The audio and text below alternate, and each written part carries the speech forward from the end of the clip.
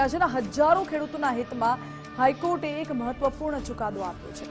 વાત વર્ષ 2017-18ની છે, જ્યારે ભારે પૂર આવ્યું હતું અને ઉત્તર ગુજરાતના ખેડૂતોને મોટા પાયે નુકસાન સહન કરવાનો વારો આવ્યો હતો। ત્યારે વર્ષ 2017-18ના પૂરમાં થયેલા નુકસાનના વળતર અંગે ખેડૂતોએ અરજી કરી હતી અને એ કેસ છેલ્લા કેટલાય સમયથી હાઈકોર્ટમાં ચાલતો હતો, પરંતુ એ અંગે કોર્ટે મહત્વનો હુકમ કર્યો છે।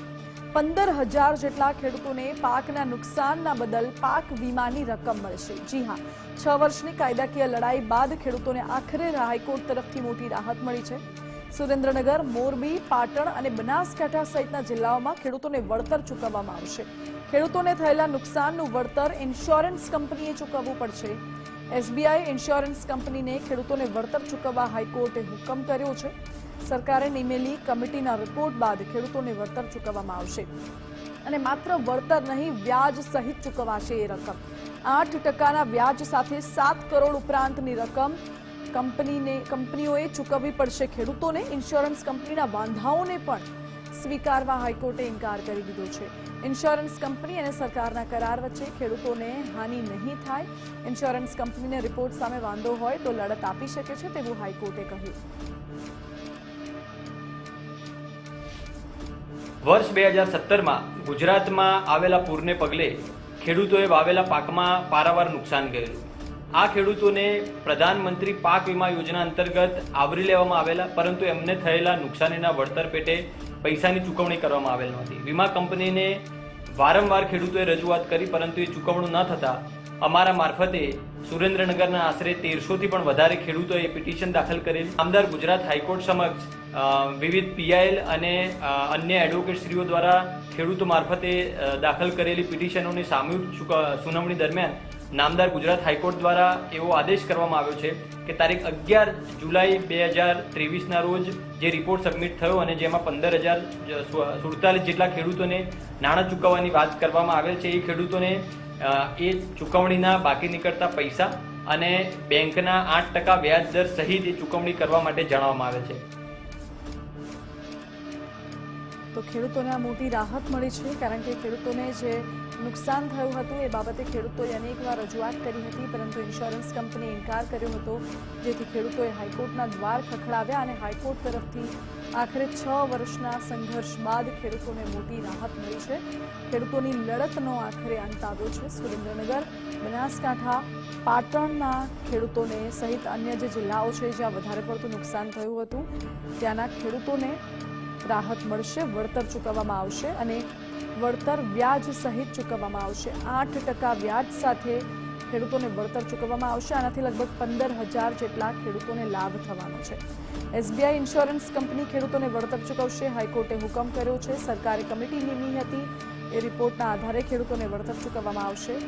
7 કરોડથી વધુની રકમ એસબીઆઈ ઇન્સ્યોરન્સ કંપનીએ ખેડૂતોને ચૂકવવાની રહેશે અને વ્યાજ સહિત ચૂકવવાની રહેશે। ઇન્સ્યોરન્સ કંપનીએ જો કે કોર્ટની કાર્યવાહી દરમિયાન વાંધા અરજી પણ રજૂ કરી હતી, વાંધાઓ પણ રજૂ કર્યા હતા, પરંતુ કોર્ટે તેને સ્વીકારવાનો સ્પષ્ટ ઇનકાર કરી દીધો છે। ઇન્સ્યોરન્સ કંપની અને સરકાર વચ્ચેના કરાર હતા, એ વચ્ચે ખેડૂતોને કોઈ પણ પ્રકારની હાનિ ન થાય એ બાબતે કરાર થયા હતા। જો કે ઇન્સ્યોરન્સ કંપનીએ વળતર ચૂકવવાની ના પાડતા ખેડૂતો કોર્ટમાં ગયા હતા, પરંતુ કોર્ટે કહી દીધું છે કે જો ઇન્સ્યોરન્સ કંપનીને આ રિપોર્ટ સામે કોઈ પણ વાંધો હોય તો હજુ લડત આપી શકે છે, પરંતુ હાલનો આ કોર્ટનો ચુકાદો છે કે ખેડૂતોને વળતર ચૂકવવાનું રહેશે અને આને લઈને ખેડૂતોમાં ખુશીનો માહોલ જોવા મળી રહ્યો છે। ન્યાયતંત્ર સામે, ન્યાયપાલિકા સામે, કાયદાકીય પ્રક્રિયા સામે ખેડૂતોમાં અત્યારે રાહત, હાશકારો જોવા મળી રહ્યો છે અને ખેડૂતોમાં ખુશીનો માહોલ છે, કારણ કે આખરે લાંબા સંઘર્ષ બાદ લગભગ 6 થી 7 વર્ષની લડાઈ બાદ આખરે ખેડૂતોને રાહત મળી છે અને હવે તેમને પાક નુકસાનીનું વળતર મળી રહેશે।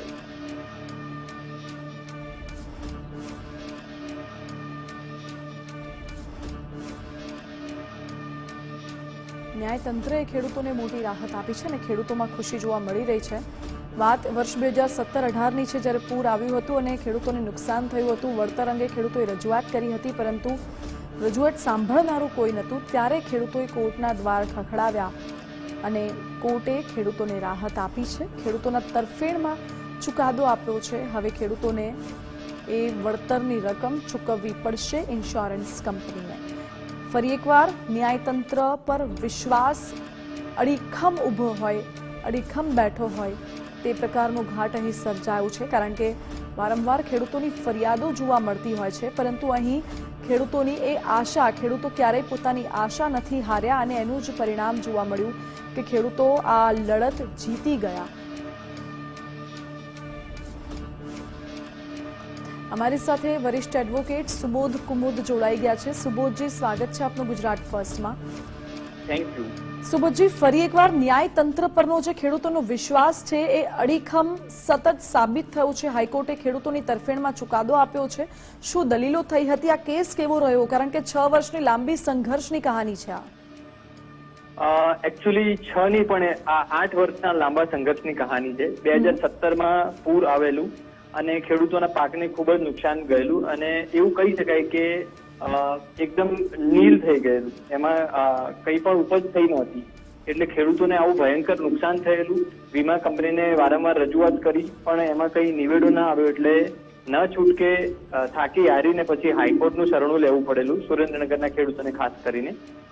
અને એમાં વખતો વખત પછી બીજા ખેડૂતો પણ બીજા વકીલશ્રીઓ મારફતે કોર્ટની સમક્ષ આવતા ગયા અને લગભગ 7 વર્ષની લાંબી મેરેથોન લડાઈ પછી આજે નામદાર હાઈકોર્ટે 11 જુલાઈ 2023ના રોજ જે રિપોર્ટ સબમિટ કરવામાં આવેલો સરકારશ્રી દ્વારા, એમાં જે 5 જિલ્લાના 15,047 ખેડૂતો છે, જેમનું આશરે 7.8 કરોડ જેટલું લેણું બાકી નીકળે છે, એમને 2023થી 8% બેંકના વ્યાજ દર સાથે આ રકમ ચૂકવી આપવા માટે આજે 3 અઠવાડિયાની અંદર ચૂકવી આપવા માટે નામદાર હાઈકોર્ટે કહ્યું છે. અચ્છા, એટલે વ્યાજની જે રકમ છે એ વર્ષ 2023 થી ચૂકવાશે કે પછી જ્યારે નુકસાન થયું તો ત્યારથી જ? ના, જ્યારે આ રિપોર્ટ સબમિટ થયો ત્યારથી 2023 થી 11 જુલાઈ 2023. ઓકે સુબોધજી, આપનો આભાર અમારી સાથે જોડાવા માટે. એટલે ખેડૂતોમાં પણ અત્યારે આનંદનો માહોલ જોવા મળી રહ્યો છે. વર્ષ 2023માં જ્યારે રિપોર્ટ સબમિટ થયું ત્યારબાદથી વ્યાજની રકમ ગણવામાં આવશે અને વ્યાજ સહિત ખેડૂતોને વળતર ચૂકવાશે.